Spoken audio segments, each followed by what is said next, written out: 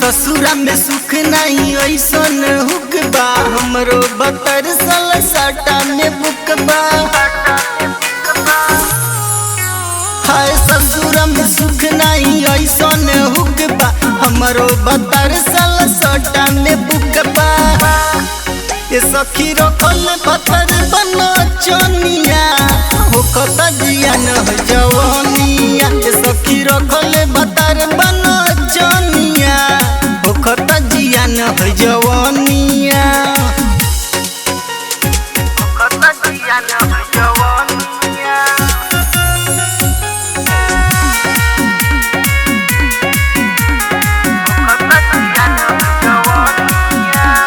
सुरहो सिंगार हम केतनो करीले, धरे ना हमके पाजामे।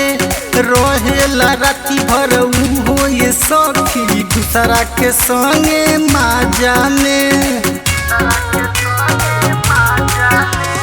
सुरहो सिंगार हम केतनो करीले, धरे ना हमके पाजामे।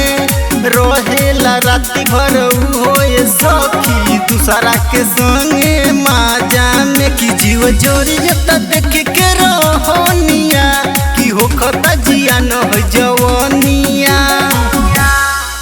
ये सखी रखल बतर बनो चनिया, कि होखत जिया न जवानिया। सखी रखल बतर बनो चनिया, कि होखत जिया न जवानिया।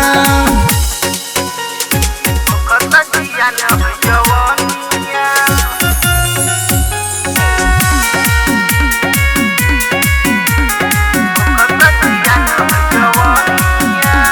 सोनम राज कहे बिकी विशाल से, छुए ना दे हम अब गोरे गाल के। जब से भइले बाटे साटा में बुक हो, तब से खुलल नहीं चोली के हुक हो। हाय सोनम राज कहे बिकी विशाल से, छुए ना दे हम अब गोरे गाल के। जब से भइले बाटे साटा में बुक हो, तब से खुलल नहीं चोली के हुक हो। रोज भाग जत सट के पजरिया, रखल भतार बन चनिया। सखी रखल भतार बन चनिया, कि होखत जिया न जवानिया। सखी रखल भतार बन चनिया, कि होखत जिया न